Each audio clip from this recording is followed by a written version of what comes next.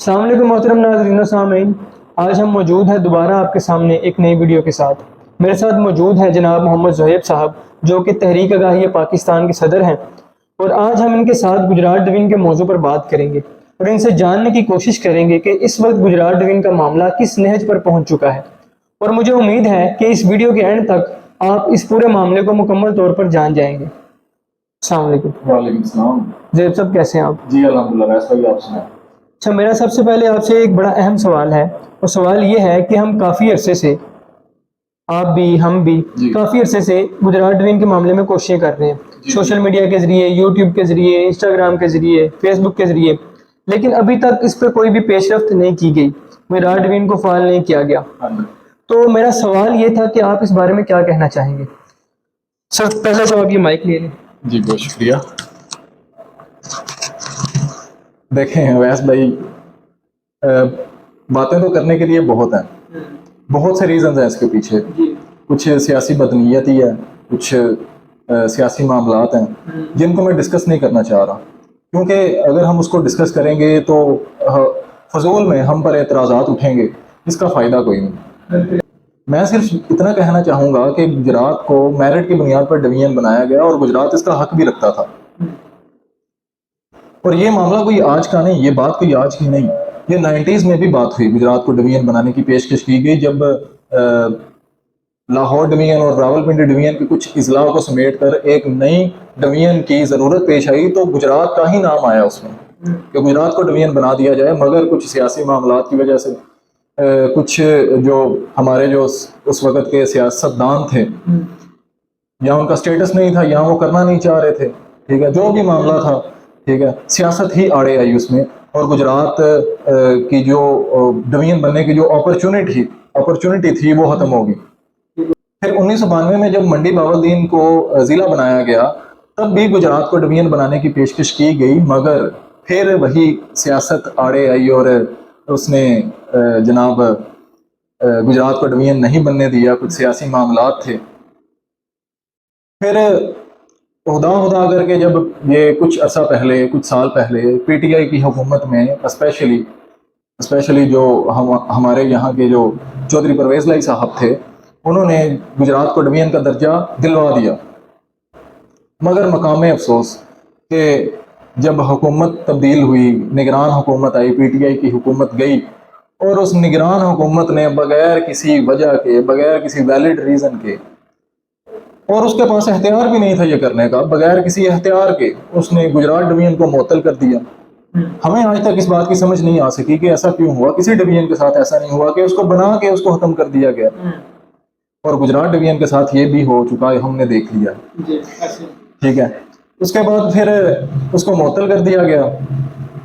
फिर Lahore high court में 2 मरतबा केस हुआ, और लाहौर हाई कोर्ट ने 2 मरतबा उस निगरान हुकूमत के नुमाइंदगान को अपने पास बुलाया और उनसे पूछा कि भाई आपने गुजरात डिवीज़न को क्यों ख़त्म किया, क्यों मुअत्तल किया, और वो कोई वैलिड रीज़न नहीं दे सके, जिसकी वजह से लाहौर हाई कोर्ट ने 2 मरतबा ये फैसला सुनाया कि गुजरात डिवीज़न को बहाल कर दिया जाए। मगर मकामे अफसोस के उस पर भी अमल दरामद नहीं हुआ। फिर खुदा करके अल्लाह का शुक्र है कि पंजाब हुकूमत ने यह दिसंबर 2024 में गुजरात डिवीज़न को बहाल कर दिया। मगर अब हम क्या कहें इस बारे में कि उसको फंक्शनल नहीं किया जा रहा, उसको फ़ाल ही नहीं किया गया। देखें, जब तक उसको इंतज़ामी लिहाज से फ़ाल नहीं किया जाएगा, उसको फंक्शनल ही नहीं किया जाएगा, तब तक उसका क्या फ़ायदा। ये तो ऐसा ही है जैसे आपने गुजरात के साथ डिवीज़न का नाम लगा दिया, बस, और तो कुछ नहीं हुआ, ठीक है, और इसके अलावा कुछ नहीं हुआ। ना कोई तरक्की है, ना कोई मंसूबा है, ठीक है। हमें तो ऐसा लगता है अवैस भाई कि गुजरात पंजाब का हिस्सा ही नहीं है। अच्छा, अभी ये आपने बात कर दी कि गुजरात पंजाब का हिस्सा नहीं है, ये मेरे लिए शॉकिंग थी। अच्छा। लेकिन इसमें मैं सवाल करता हूँ कि फिर अगर गुजरात पंजाब का हिस्सा नहीं तो फिर वो क्या है? गुजरात क्या है? देखें अवैस भाई, गुजरात एक आम सा शहर है, एक छोटा सा शहर है, जिसकी कुछ जनाब सियासी जो कुछ सूबाई असम्बली में और कौमी असम्बली में कुछ 2-3 सीटें हैं, ठीक है, और इसके जो हुक्मरान है, जो नस्ल दर नस्ल इस पर हुकूमत करते आ रहे हैं, ठीक है, वो गुजरात के नाम पर इस यहाँ से वोट लेते हैं आवाम से, और जनाब अपने उधर असम्बलियों में बैठ कर अपने इक़्तिदार को एंजॉय करते हैं। बस यही है गुजरात, और तो गुजरात इसके अलावा तो कुछ नहीं। बाकी ना कोई तरक्की है, ना कोई मंसूबा है, ना कोई जनाब, ना कोई सड़कें हैं, ना कोई पुल है, ठीक है, ना कोई सेवरेज का निज़ाम है। गुजरात का तो बुरा हाल है, ठीक है, सही है। मैं आपको मिसाल देता हूँ कि जब से पाकिस्तान बना है तब से गुजरात में सिर्फ 2 ही सरकारी सतह पर सिर्फ 2 ही कॉलेजेस थे जहाँ पर इंटर एजुकेशन की फैसिलिटी प्रोवाइड की जाती थी। और जनाब उसमें भी एक कॉलेज अब उन्होंने ख़त्म कर दिया, और अब एक ही कॉलेज बचा है जहाँ पर इंटर की एजुकेशन प्रोवाइड की जा रही है सरकारी सतह पर। और प्राइवेट सतह पर भी कुछ 2-3 कॉलेजेस हैं जो जनाब क्वालिटी एजुकेशन आप कह सकते हैं कि वो प्रोवाइड कर रहे हैं, उसके अलावा कुछ नहीं है। उसके अलावा जनाब बस आप समझ लें कि गुजारा हो रहा है, ठीक है। अच्छा, तो मेरा एक क्वेश्चन है आपसे, दोबारा मैं आपको रोक रहा हूँ, आपने आपकी सारी बात मैं समझ चुका हूँ जी। तो आप हुकूमत वक्त को क्या पैगाम देना चाहते हैं? हुकूमत वक्त से हमारा यही मुतालबा है कि अगर आपने गुजरात को डिवीजन बना ही दिया है, ठीक है, तो उसको फाल भी कर दें, उसको फंक्शनल भी कर दें, क्योंकि ये गुजरात का हक है, ये गुजरात की ज़रूरत है, ठीक है, गुजरात के अवाम का हक है। और ये जो जिम्मेदारी है ये उन्हीं पर, हमारे जो हुक्मरान है उन्हीं पर आयद होती है कि वो गुजरात के लिए कोशिश करें, ठीक है, गुजरात डिवीजन को बहाल करें, इसमें कोई तरक्की हो, कोई इसमें जनाब डेवलपमेंट हो, इसमें कोई इंतज़ामी लिहाज से कोई अपग्रेडेशन हो, कोई इंतज़ामी लिहाज से गुजरात खुद मुख्तार हो। यही मुतालबा है हमारा हुकूमत वक्त से। अच्छा, तो फिर आप अहलियाने गुजरात को क्या पैगाम देना चाहते हैं?